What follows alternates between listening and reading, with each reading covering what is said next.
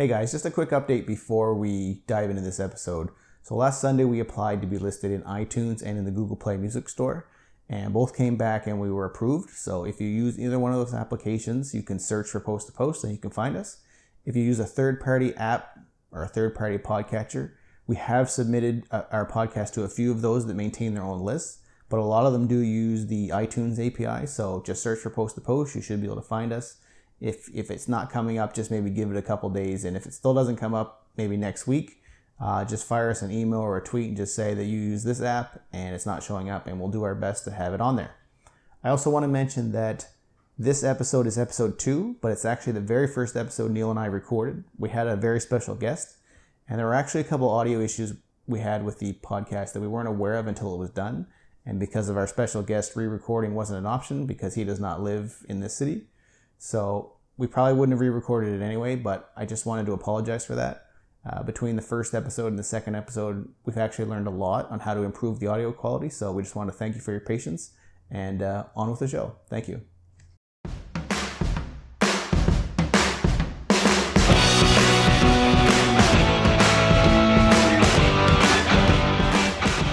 All right, let's do this.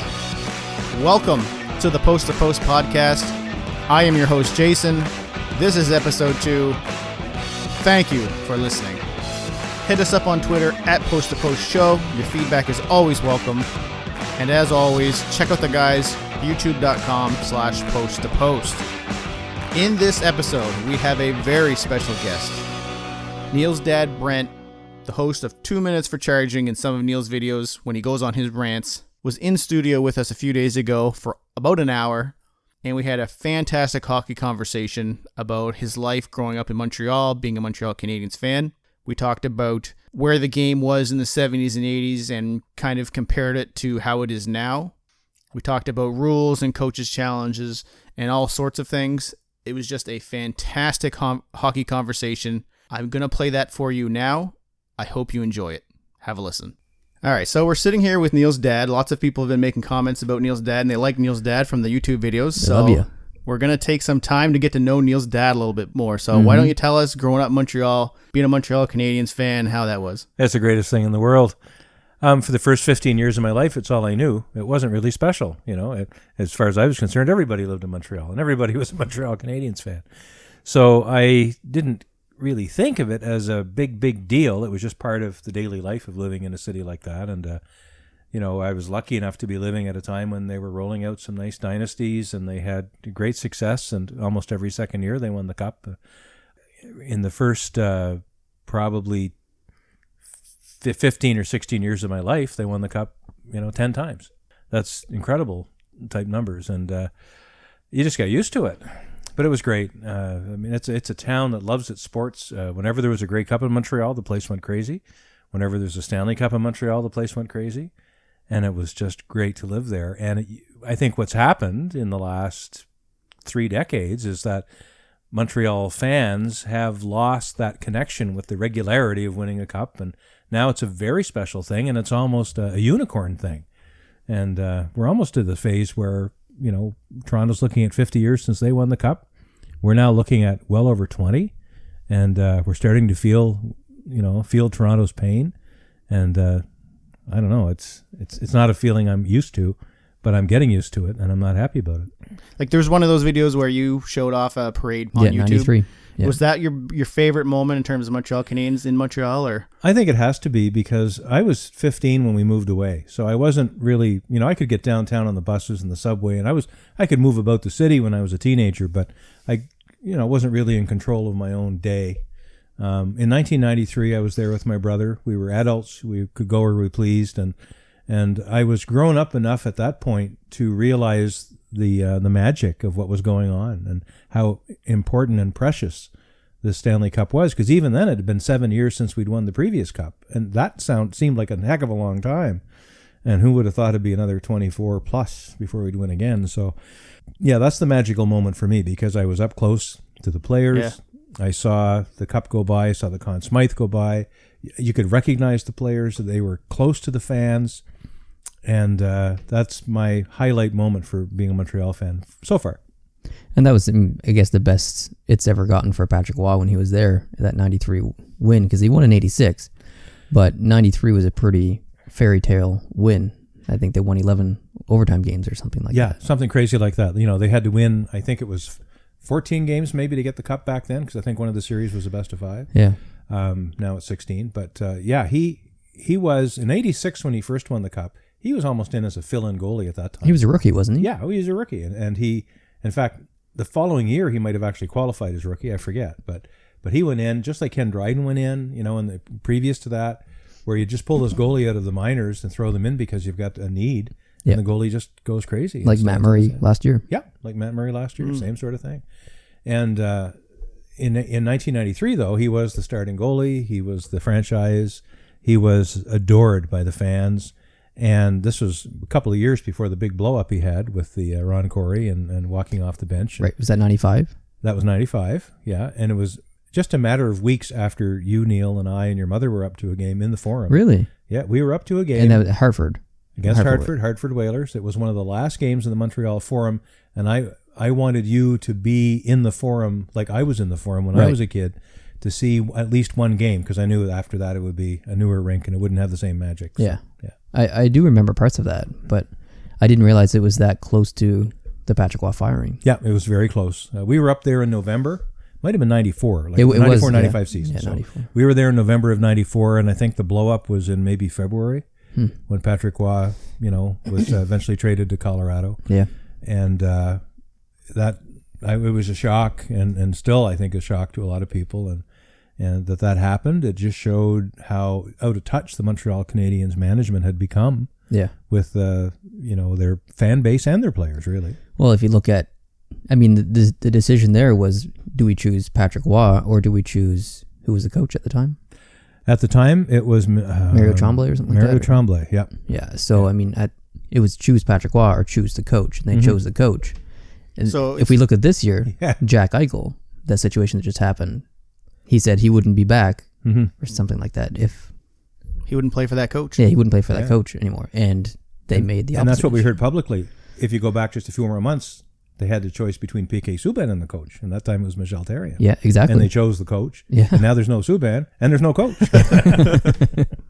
Yeah. So it's fair to say you were against that, Patrick Waugh. I was very disappointed, and I don't know what the mind of a goalie is like. Some goalies, Carey Price, when he was being stoned in Columbus, 10-0. Oh, that was Montoya. Yes, that was Montoya that got stoned, exactly. And Carey wanted to go in at one point. There was a game he was pulled in.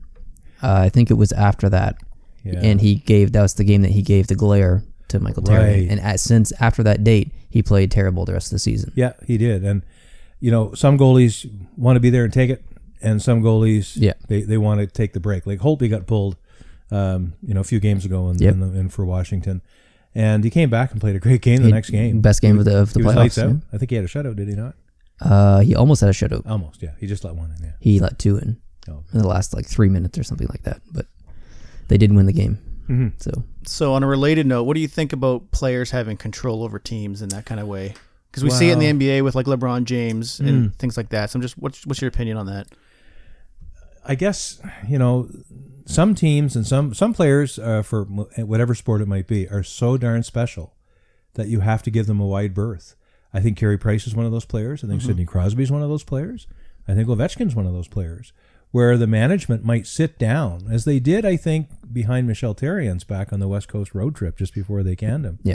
They sat down with Carey Price, Max Pacioretty, and I think Shea Weber. I think the three of them met, with Molson or at least with Bergevin, and they had a conversation. And those three guys were speaking probably on behalf of the dressing room. It's difficult if a player is mentally mature to carry that extra weight, because that's extra weight on your shoulders when you're influencing coaching decisions or who the coach is. If the player's mature enough to handle that, I think it's fine, because I'd rather have that player and keep him happy than never have him at all. But, it's all how it's managed in the dressing room with all the other players. Some players would be sitting there saying, my God, I'm the luckiest guy in the face of the earth. I get to play with Sidney Crosby. And another player might say, Sidney Crosby's a light that's shining too bright, and I'm too dim. And I don't like this. It's all chemistry. I don't think there's a one good answer for it. So before Therrien was canned, Bergevin was always saying, I stand behind my coach, I stand behind my coach. Because they were friends as well. Yeah. Oh, yeah. So do you think the move towards that meeting was a player move, or do you think that was an ownership move saying you gotta change something here, or at least get some feedback from the guys in the room? I'm hoping it was an ownership move. Mm-hmm. I wouldn't want the three players to be going behind someone's back and banging on a door. Can we come in and talk to you? We have a problem. I'm thinking it probably went the other way. Bergevin or maybe Molson, or probably Bergevin just said, called them up and said, look, let's have a conversation. Maybe Therrien knew that the meeting was going to take place too. Then that would be fair. Mm-hmm. But it's really delicate. Therrien had a style. I didn't dislike the guy, but he was really sour on some players, and it showed. And he was really high on other players that a lot of the fan base didn't think deserved it. Desharnais was an example. It was strange. It was very strange. And he had these personal preferences for ice time and putting players into certain situations that just didn't seem to make any sense. And you get in a bubble. I think he was in a bubble, and he saw the team his way. And he probably, maybe to this day, is convinced that if he was still allowed to run the team the way he wanted to run it, they'd still be playing right now. I don't know.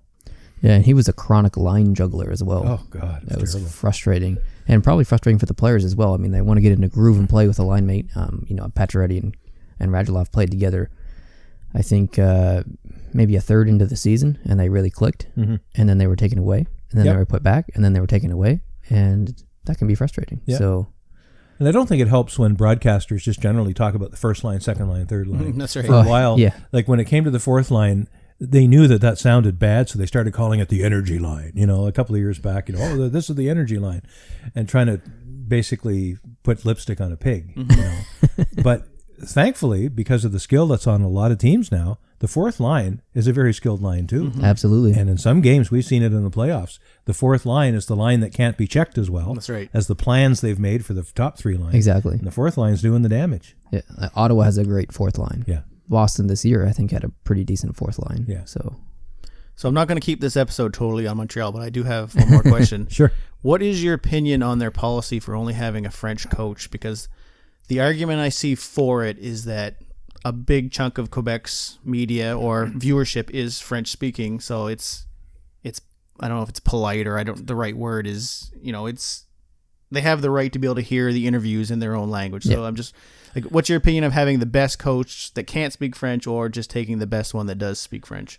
Well, the minute you start to think about considerations that are anything other than coaching ability and hockey ability, you start to run the risk of watering down who you get.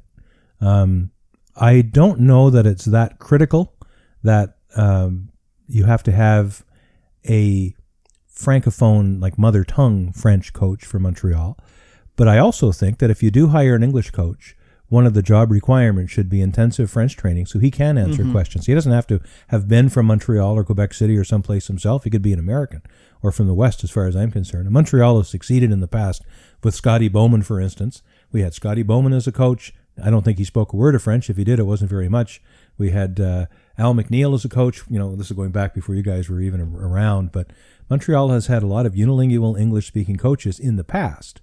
And I think whether you're English-speaking Montreal fan or a French-speaking Montreal fan, I think your main goal is winning as opposed to understanding the coach explaining why you lost. Yeah.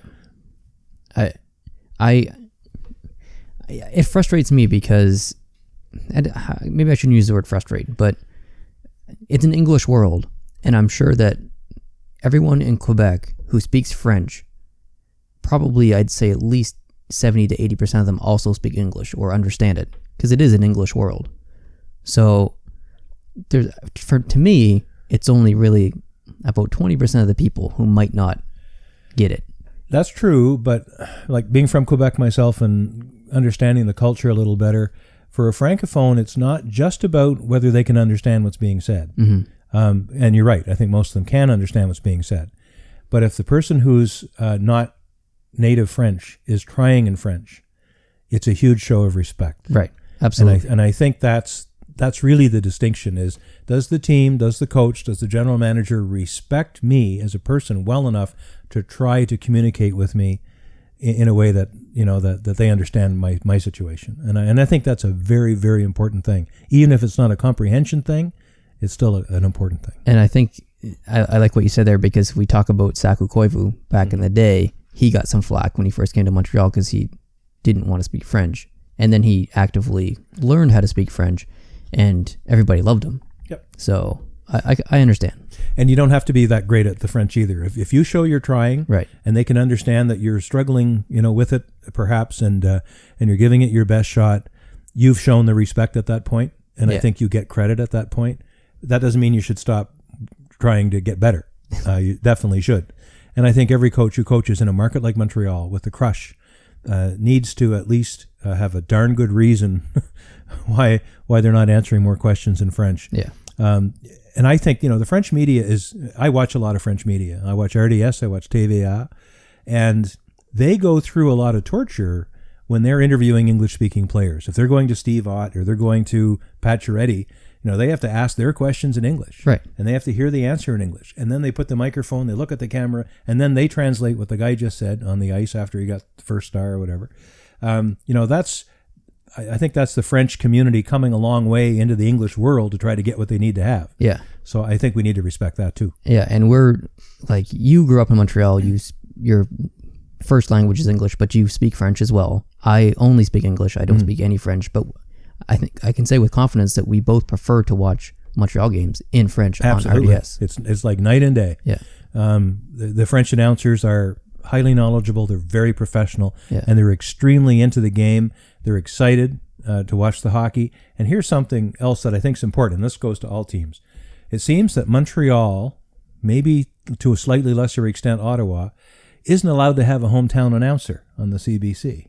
Maybe even Toronto. Like, announcers on the CBC and Sportsnet, they move from town to town. Montreal doesn't have its own announcer like it used to. We used to have Danny Gallivan. The Leafs had Foster Hewitt. Right. And it was expected that the announcing team would be a bit of a homer team. And that's not a bad thing. Because in the States, like, I listened to the Nashville game last night on the radio, Nashville versus St. Louis. And it was unbelievably partisan. Yeah. But if I'm a Nashville fan, that's exactly what I want. Yeah. But the CBC, they come along and they throw Bob Cole or Boob Cole, and they throw him in, or they throw in, Paul Romanuk, who, these people are credible announcers in a way, but they know that they have an audience that's going to be cheering for either of the two teams. So they're afraid to be a homer. They don't want to. And then back to your question, the French media, it's obvious who they want to have win. Yeah. But they also respect a good hockey game too. And if someone makes a great play, they'll say so. Oh, yeah. It's not like they're blind. Yeah. But it's more evident to me when I'm watching a French hockey broadcast that they're cheering for the Montreal Canadiens.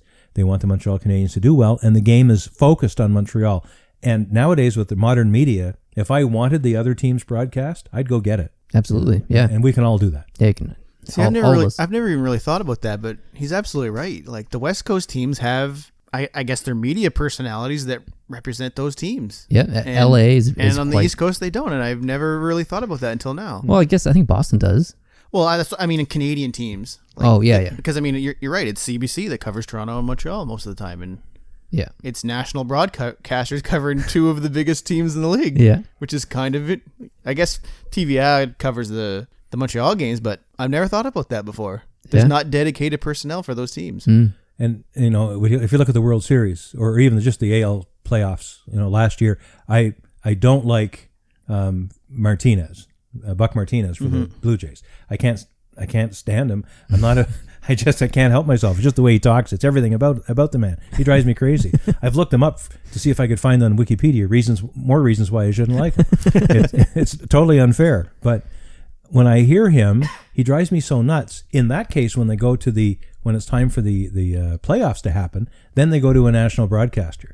Unfortunately, it's Joe Buck. But they go to a national broadcaster, and Martinez is out of the picture. So I can actually watch a Blue Jays game without having to suffer through Martinez. And so in some cases, I guess the reverse is true too. Sometimes I like it because if I like the national broadcaster better than the local guy. But I think Toronto has their local guy in the radio, the Holy Mackinac guy. Yeah. And all the teams have their radio guys that do very local centric broadcasts. That fool in Pittsburgh, slap me silly, Sydney, and shave me with a rusty razor, all that crazy stuff. Or that total impossible to listen to guy in Boston, Jen Rett. Oh, it's a great night in Pominville, until they traded him. But, they can do it on the radio. Why can't they do it on the TV? I think that'd be more fun. So while we're on the topic of broadcasters, What is your opinion of the Sportsnet crew that took over the last couple of years versus TSN? So we're talking about broadcasters like Elliot and Rudy and no, because they're not. I'm talking about color commentary. I guess. Okay. So I'm not a fan. I'm not either. I'm not. You know what? And as much because I dislike Bell Media and the monopoly they have, when TSN lost and Sportsnet got it, I'm not a great fan of Rogers either. But I was happy to see the change because it was going to shake things up. And I'm, loosely acquainted with some people on the Rogers side, or I have, distant connections with them, and I want them to succeed. And overall, I think that, it's a good thing to have a change like that. But the personnel didn't all shake out where I wanted them to shake out. Yeah. And in the case of Sportsnet, I'm not a Gary Galley fan. I'm not a, Jason York, I think it is in Montreal. Like they're okay, but I don't know. I think TSN still has the better and more experienced talent there. And when TSN is doing hockey, as they occasionally will do in the regular season, or when they're doing it, like juniors or under 17 or whatever, they still have a really credible crew there. And I miss some of them, not seeing them on Sportsnet. I think Sportsnet does not do a great job on the sound part of it. What about Glenn Healy? Do you miss him? You know what? I almost do. What? Really? I almost do. As much as I don't like him, I never did. I think I have people now that I listen to that I like even less. Oh, yeah? Yeah. And and I hope you don't ask me to identify them, but, I was like, for instance, Pierre Maguire's another example. Right. When Pierre Maguire was with TSN and TSN was doing hockey, I wanted to kill my television because I just could not stand that man. I can't stand just his whole obsession with players and their big legs and their active feet and all this crazy stuff. It was creeping me out. But now he went to NBC in the States. Yeah. He was off Canadian television for a long time. And I can see him though, on those NBC broadcasts that they used to have in the regular season on Sundays and now with the playoffs on the weekends. And I'm okay with him now. Like I've calmed down a bit. I'm sure he's the very same, but I've calmed down. I've grown up a bit. But man, I was at a Buffalo game with a friend of mine several years back, and Pierre Maguire was there. And he was there during the warm-up and it showed I'm up in the bowl at one end behind one of the nets, halfway up the rink in Buffalo, and I'm looking down, and Pierre Maguire's there, and they got the TV camera on, and the players are out warming up, and I'm praying that someone rifles a puck right at him. Not to hurt the man, but just it would be great television. It would be great for me because at that time, I just wanted him to go away. He was everywhere. Like here I was at a Buffalo game. I've never been to a Buffalo game in my life, and there's friggin' Pierre Maguire sitting there, and it just, why is he following me around? Yeah. So let me ask you this: who's your favorite play-by-play guy currently? And I'm not talking about Sportsnet, TSN. I'm broadly over any network. Without any question, it's Mike Emmerich for NBC. Absolutely, Doc Emmerich. Doc is the man. He is the man. That guy can make a pancake sound exciting. Yeah, I mean he is tremendous. His voice goes up and down as it needs to. It's so unique. It is, and he uses words consciously. He thinks about what he's going to say. Yeah. And he's just fantastic. He really, really is. I have, some problems with the rest of the NBC crew, like Mike Milbury, and can't stand him. But Doc Emmerich he's a legend, and hopefully he's young enough that he's going to be around for a long time. If he keeps broadcasting as long as Bob Cole's been broadcasting, I'll be long dead before he's done. Exactly, yeah. But long answer to a short question. He's the guy. He is the guy. See, I've always said to Neil, and I say it jokingly, but it's a bad thing to joke about, is I always say that Doc's going to have a heart attack giving a play-by game, because that's how excited he gets when he does it. And I remember seeing a report where he used like 140 different adjectives to describe the play that was happening, and you don't get that from anybody else, I don't find. No, you don't. And, there are Canadian broadcasters who try. Paul Romanuk, I like 90% of what he does. But every game he tries to throw in a Danny Gallivan quote. Now, if you're old like me, you know what Danny Gallivan quotes are. Danny Gallivan would after a fight, the players are skating away. Well, that's the end of that fist stick set 2, and like it was just something Danny Gallivan would say. He didn't say it a lot. He didn't hang a hook on it. Yeah. But one of the things he would do is say negotiate contact. So and we're going into the boards and they failed to negotiate contact. And, that it's a typical quirky thing Danny Gallivan would say. Paul Romanuk tries to say negotiate contact once at least every game because he's trying to become or step into the shoes of Danny Gallivan, and he just needs to stop it. Yeah. He'll never be Danny Gallivan, so stop trying. It drives me crazy. Doc Emmerich is his own guy, and that's like the 140 adjectives you talked about. I had never read that, but I believe it. Makes perfect sense.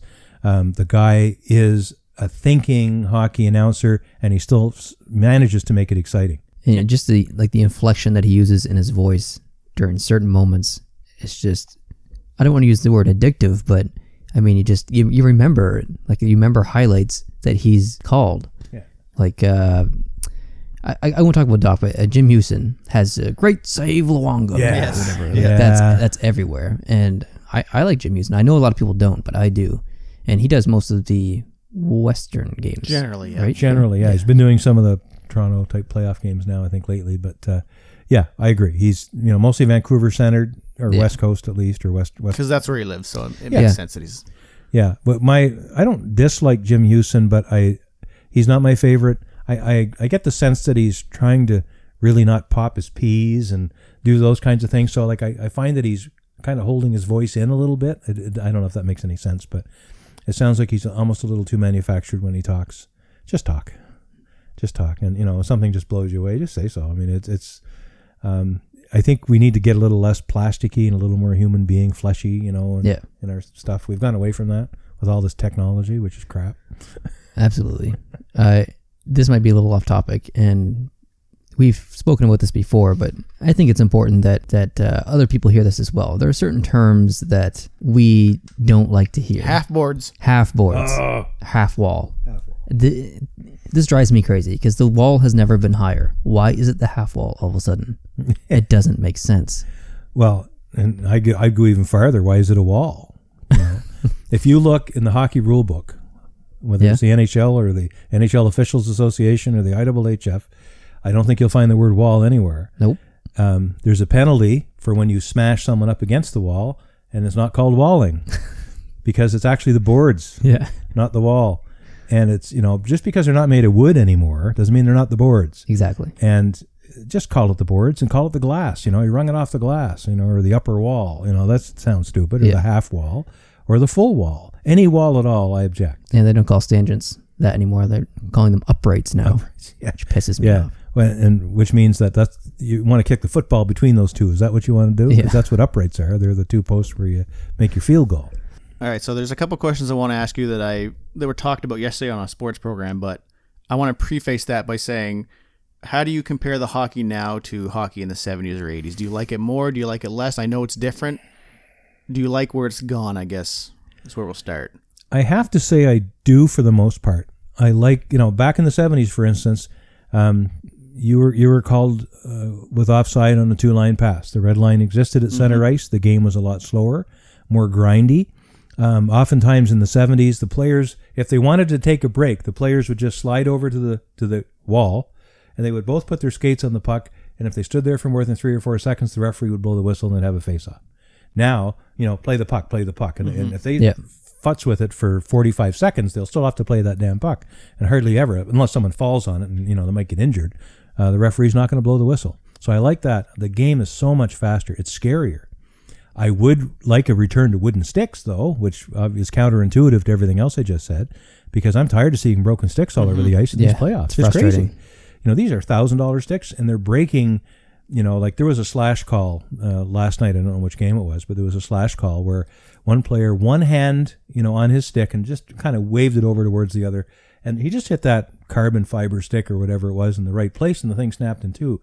It never, in a wooden stick era, that would never be a slashing penalty. But now if the stick breaks, the hand goes up and the guy's in the box. Automatic. And I just think that's not really fair because those sticks are very flimsy. Now, when you see someone rip one, PK Subban back at the blue line, and you see that thing flex 35 degrees as it's snapping that puck, it's a work of art to see that. And the puck goes into the net at 108 miles an hour, and that's all beautiful. But I don't think that part of the game is any better than it used to be. Back in the days when Larry Robinson or Al McInnes or someone like that was blasting pucks, they were only a few miles an hour slower, and they were using wooden sticks. And I'd like to see, baseball has the wooden bat rule, You can play aluminum bats in the minor leagues or other leagues, but you get to the majors, you're playing with wood. And hockey, I'd like to see that. Now, that's not really on your question, but overall, I do like nowadays hockey better than the old. Okay, no, it's relevant because there was a panel show on last night that people were talking about things they weren't happy with, changes they'd want to see, and it was actually a heated argument, and there was usually they kind of agree with one thing, and one guy will kind of say, I don't know, he's like 30% and the rest are 70%. This was right down the middle, a split argument. The first thing was about, should referees call penalties by the rule book, or should they be letting things go gray area? And the argument against it was, well, you're going to spend the whole game in the penalty box / power play.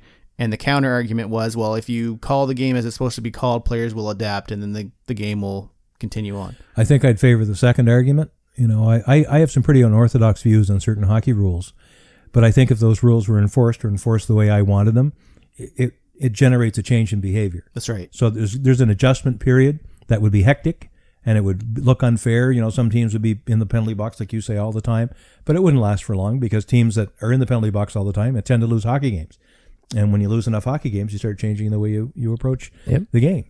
So I'd be in favor of argument number 2. I can understand argument number 1, but to have it, the more objectivity and less subjectivity in officiating, the better, I think, because then it's going to be truly fair or fairer to more of the teams most of the time. So would you consider yourself not to be like a pure hockey historian, like the guys get on there saying, I don't want this change, this is how it's always been? Are you open to changes, or do you kind of want things to stay how they were? I want things to stay mostly the same when it comes to physical measurement of things. Like I wouldn't be in favor of drastic rink size changes. See, and that was the second argument was Brian Burke was on there. Yeah, exactly. And he was saying that him and I can't remember who it was, someone else, wanted to increase the width of the rinks by 5 feet. They said Boston College has that in their system, not Boston University. Boston University, I think, is an Olympic-sized rink. Yeah, and he says when he scouts in Boston College, he said it's some of the best hockey he's ever seen. It's a hybrid system. That's right. And he said it gives that extra, 2.5 feet on each side of the rink, and he said it opens things right up. And that was the other kind of big argument. I'm open-minded, I guess I would say, on that. Back in the day, if you want to go back into the 60s, I think it's safe to say that probably every single rink in the NHL, all 12 of them or whatever in the late 60s, were probably slightly different dimensions, and they had different characteristics. Certainly the springiness of the boards or the dashers or the stanchions would be different in every single rink because there really wasn't a uniform, size. Just like right now in the major leagues, every ballpark is a different, the center field fence is a different distance away in every ballpark in the league. That seems to be okay.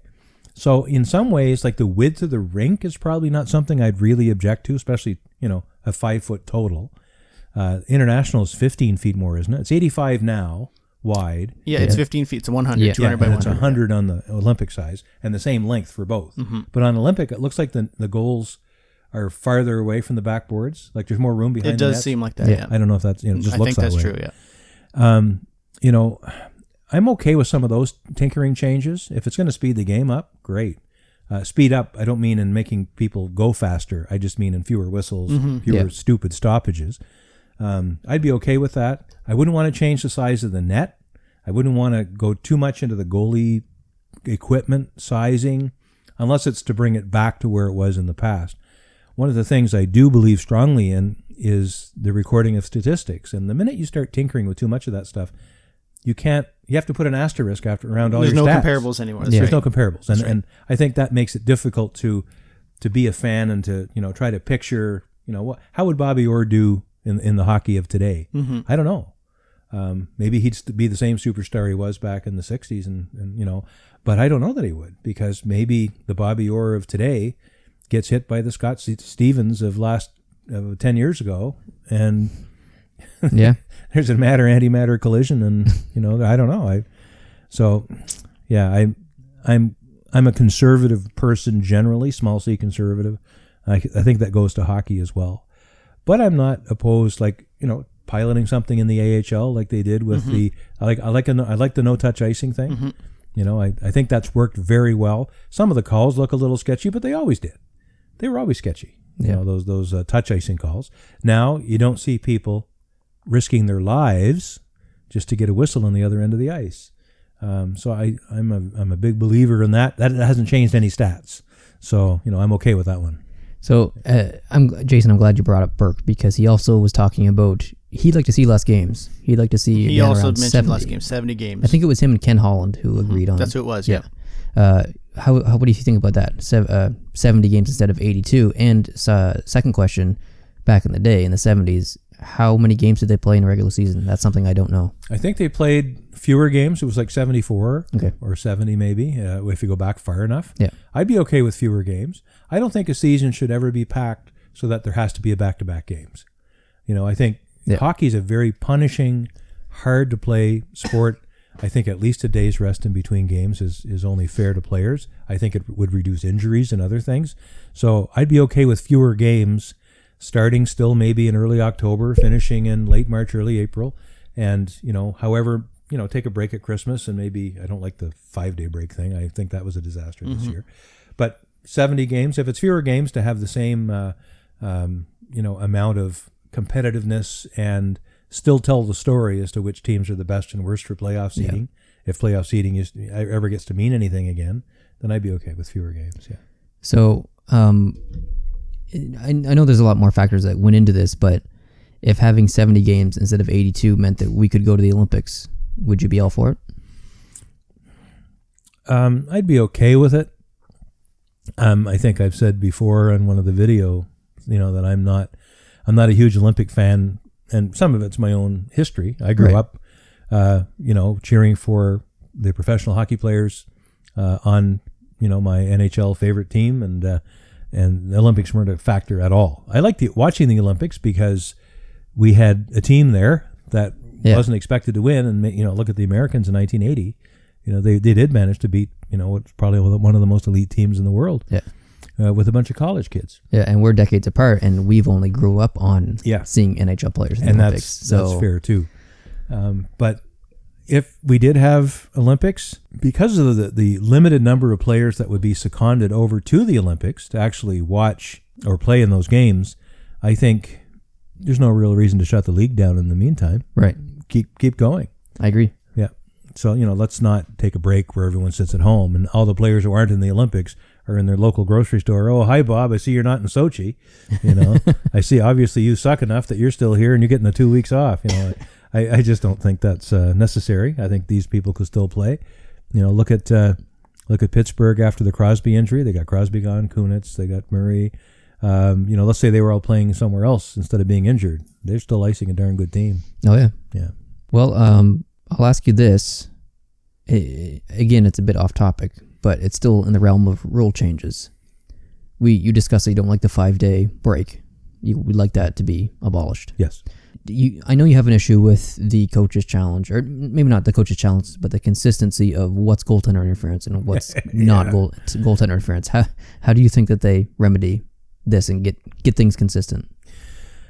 If they possibly could do it, I think they would have done it by now. I hold out very little hope that they're going to get some consistency now. I don't know what else they could do. If I'm not mistaken, that play that everyone has seen where Carey Price is dragged out of the crease, practically back into the goal judge's area through the boards, and I think that was called not goaltender interference. It was a good goal. It was a good goal. Yeah. And then there's other ones where there's very incidental contact. And I can't see in a replay how the goalie in any way was interfered with to the degree that he wasn't able to do his job. Mm-hmm.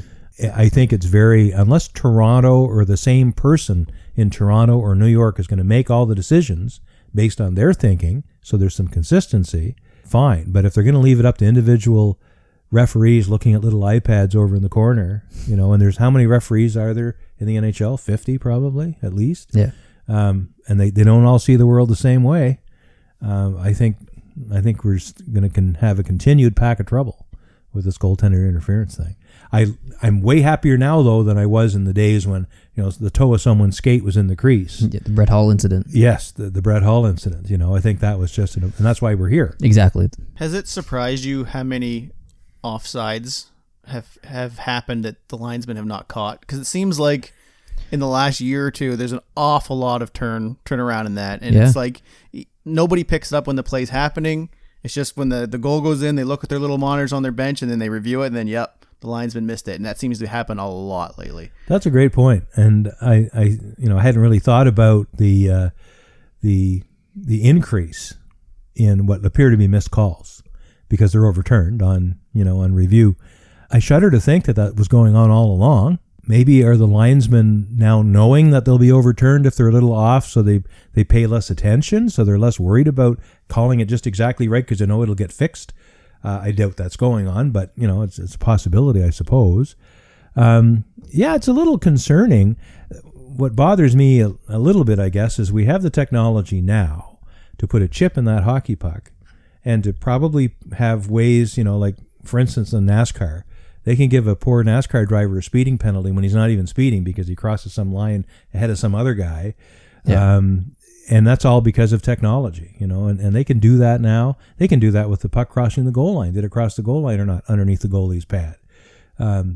So if we're going to use some technology, let's use all of the technology. Make sure we get it right. Maybe take it out of the hands of the linesman altogether. If there's an offside play, there's some horn goes from the middle of the rink somewhere, and the linesmen don't even have a whistle. Maybe we don't even need linesmen. I don't know. That's obviously crazy, but. So who's going to drop the puck then 3 or 4 times and kick people out?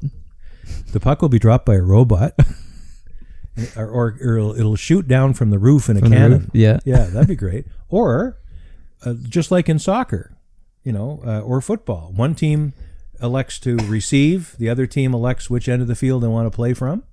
In hockey, flip a coin at the beginning, hopefully a loonie, and one player or one team decides who's going to get the puck first, and the other team gets to decide what end of the ice they want. That'd be strange. It would be very strange. And obviously these things are wacky, but they've already done it with the delayed offside. Delayed offside, this is another thing I didn't like about the 70s. If there was what today would be considered a delayed offside situation, back in the 70s, it was offside and it was blown down. Yeah. And the game was just, it was painful sometimes to get through the damn game. Yeah. Because of all these stupid whistles for no reason. But one thing they didn't call in the 70s, if a goalie was a little, heated up and he was getting tired, he'd just flick the puck over the glass and get a whistle. I actually didn't mind that because, there was at least a reason for it. Yeah. Now they call that a delay a game. It's so stupid. They call the puck over the glass a delay a game, and it takes them probably 2.5 minutes to get that puck dropped again after they stuff the guy in the box, and they all have a little huddle and they talk about it and they're waving their arms and all the players are circling around the refs and trying to tell them what really happened. Yeah. And the video replay people are looking at it, and then they get the guy in the box. Well, yeah, the game has been delayed. Yeah.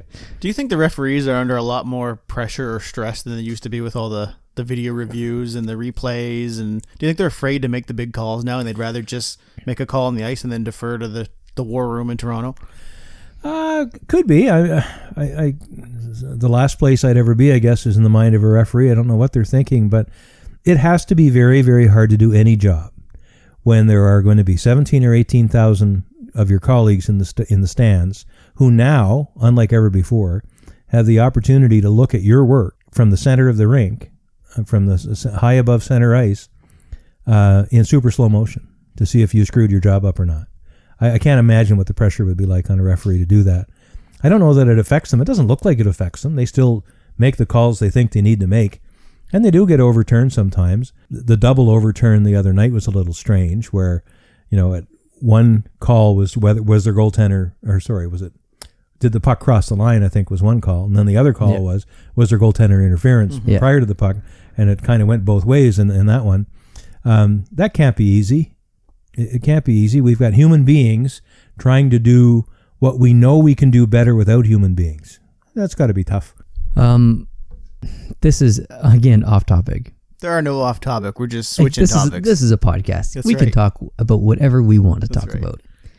Here's something I've never asked you and something that we've never discussed. I don't know who you cheer for outside of Montreal. I know who you don't cheer for. You don't cheer for Boston. I don't think you're a huge fan of Philadelphia. But who do you cheer for outside of Montreal? Like when Montreal's out of the playoffs or they are last in this regular season, who are you rooting for? I root for stories. I don't root for teams. And I try to find a good story in every other team that's playing that's still left, that I can get behind and find interesting. For instance, I think the Clark MacArthur story is an amazing story out of Ottawa. Right. And for him to score, the big goal the other night in the biggest game after barely being able to come back and play at all, I thought was wonderful. So if Ottawa keeps moving forward through the playoffs and does really well, I will want to follow the Clark MacArthur part of that story more than anything else. In the case of the Nashville-St. Louis series, I'm really following PK Subban because I always have. I was at PK Subban's very first home game in Montreal. In Montreal, yeah. And they played him the night before in Philly, and they had a home and home. They played him on a Saturday night in Montreal. I was at that game. The fans went crazy every time his face was on the big screen, even in the warm-up. And here's a guy who hadn't played one moment in Montreal at that point. Yeah. But they knew they loved what they saw. And I did too from the time he was drafted. Yeah. What does PK stand for? Penalty killer, he said. The guy was amazing. So if Nashville does well, I'll be looking at PK Subban and hoping that he does well. The idea of him holding a cup up after all he's been through would be amazing. Yeah. On the other hand, for the same reason I think you've mentioned, Neil, in some of the videos you've done, Jake Allen playing for St. Louis is a wonderful story for him and for Fredericton. Where he's from. I think that's wonderful. And, we're a Fredericton-based group of people. And it's nice to have a hometown son playing at that level of hockey. It's elite hockey. It's great. Out west, I think the whole Edmonton story just generally is great. Although, I guess to answer your question more fully, once I get away from Montreal, I think maybe I might feel like I'm cheating on them if I cheer for any other team. Yeah, that's understandable. But I can cheer for other things without cheating on my Montreal Canadiens. Right. Like Exactly. ideas and stories. Yeah. You mentioned MacArthur and his story. I think Ottawa has a few of those. Has a few of those. Anderson's situation. Wife, Anderson with the situation with his wife and what he went through. Taking that whole, all the time off he had to take, and he wasn't in a good headspace, and who would be? Yeah. Right. I think that's a great part of the story too. And I don't like Ottawa though. I really don't. I don't like the idea that Ottawa even has a team, and is that fair? No, it's not fair. But Ottawa's not a big enough city to have a hockey team. You don't think so? I don't think so. I'm sorry. Winnipeg's smaller than Ottawa, isn't it? Yeah, but Winnipeg's a great city. That's unfair. But I don't know. Like I like Ottawa as a place. I visited there, worked there many times, but and I've watched hockey games there, a couple of times, and it's a great place to watch a hockey game, no question. But like the first home game of the second round of the playoffs, they didn't even sell out the rink. Yeah. And that's just wacky. It's crazy. Now, there's a reason for it. There's all kinds of reasons. They put the ticket prices way up. Mm-hmm. They doubled the parking in the parking lot. They did all these other things. And I think some fans said, screw you, I'll stay home, watch it on television. It's on the national broadcast. I'll watch Bob Cole or whatever. If they can endure that, I guess they can do anything. Yeah, I think that was Melnick's doing. Yeah. I don't think there's too many fans of Melnick out there. I don't think so. It's funny, so many fans in so many cities love their team but hate their team's management. Yeah. Or love the NHL, hate Gary Bettman. Oh yeah.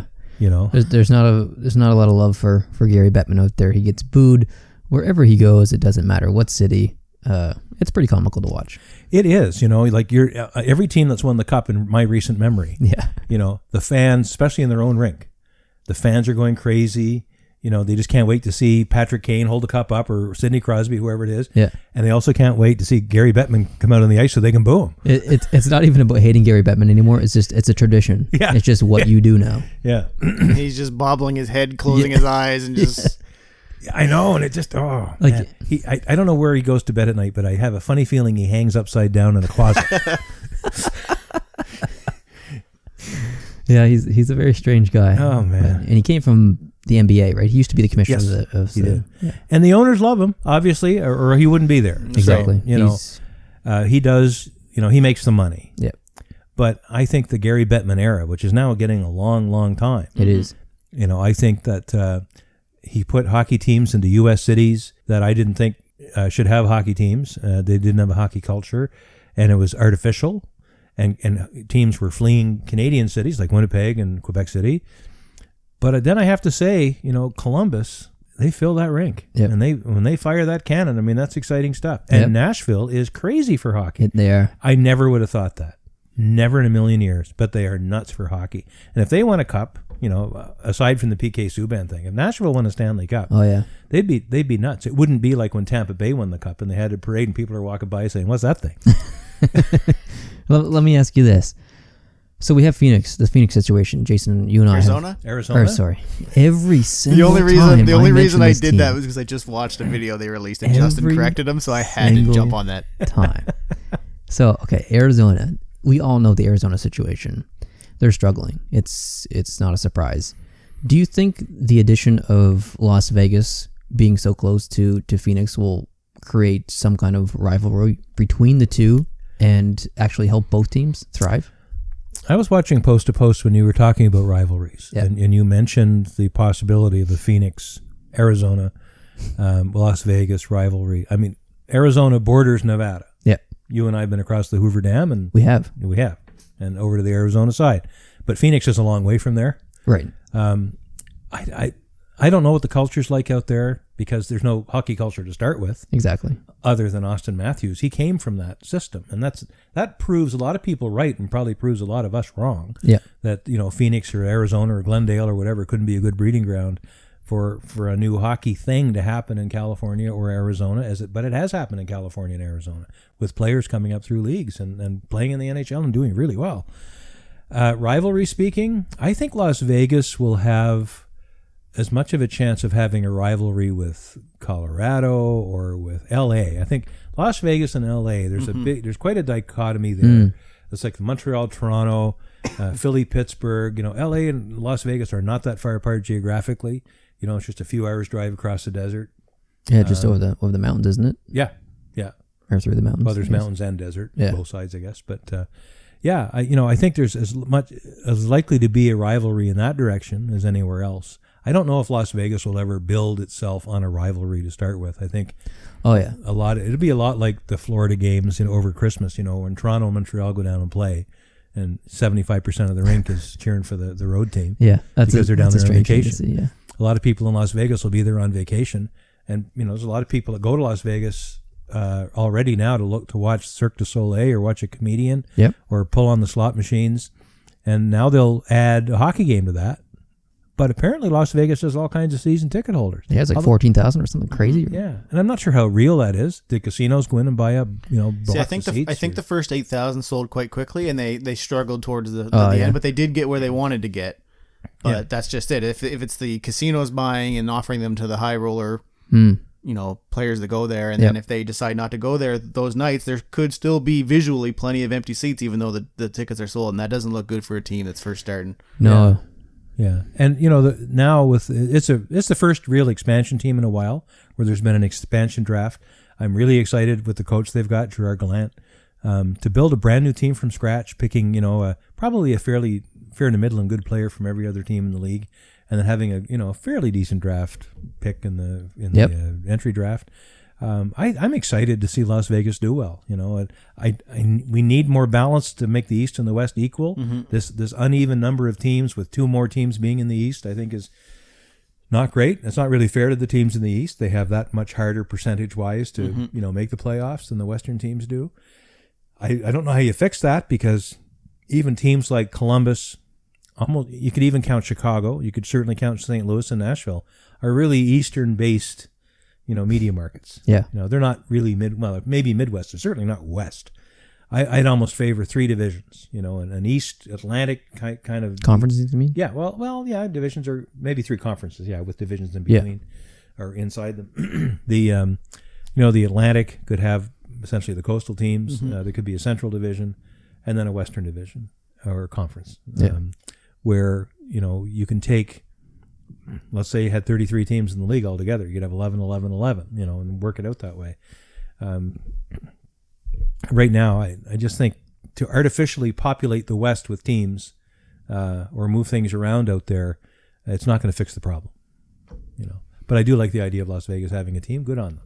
But I think Quebec City should have been brought in. Right. And if the Quebec City is not getting in because there's already 16 teams in the East and we can't have any more, then I'm against that. Do you find expansion waters down the product? Oh yeah, no question it does. But I think I've been proven wrong in my past feelings about expansion watering down. Like when we went from 6 teams to 12 teams in 1968, there was a lot of talk about the watering down.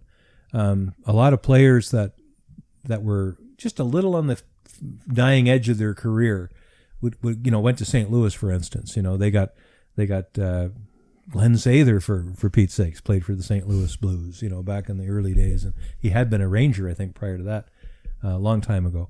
But some of those players ended up going to those expansion teams, and it was interesting. But they put basically all the new teams in one division, and St. Louis would usually win the division, and then they get blown out in 4 games in the finals. Yeah.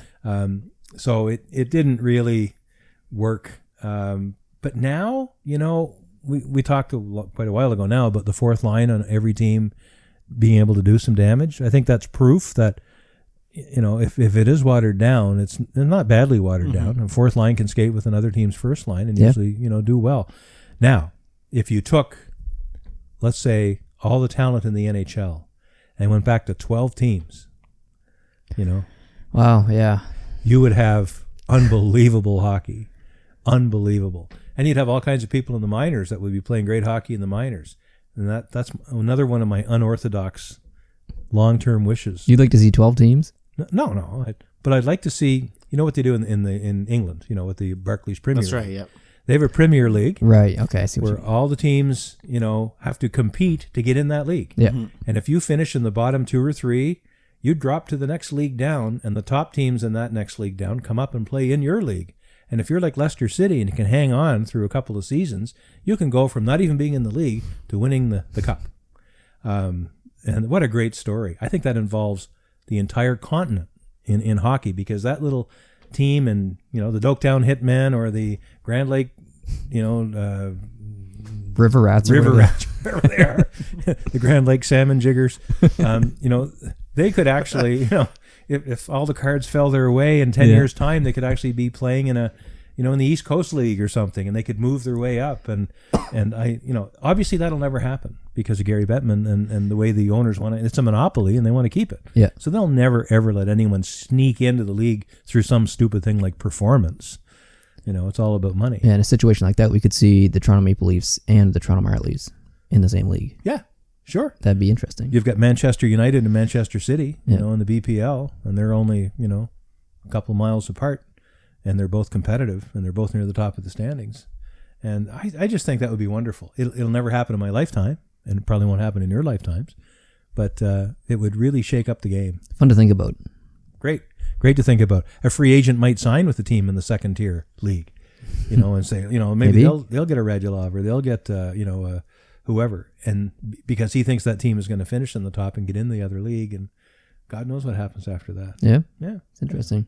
Well, I think that's good right there. That was a good discussion. It was about an hour, I guess. I think. Yeah, I enjoyed it very much. Well, thanks for coming in. Thanks for having me. All right, so once again, I just wanted to thank Brent for coming in studio with us and graciously donating his time. I hope you enjoyed that interview. I know I did. If you have feedback for us, hit us up on Twitter at @PostToPostShow.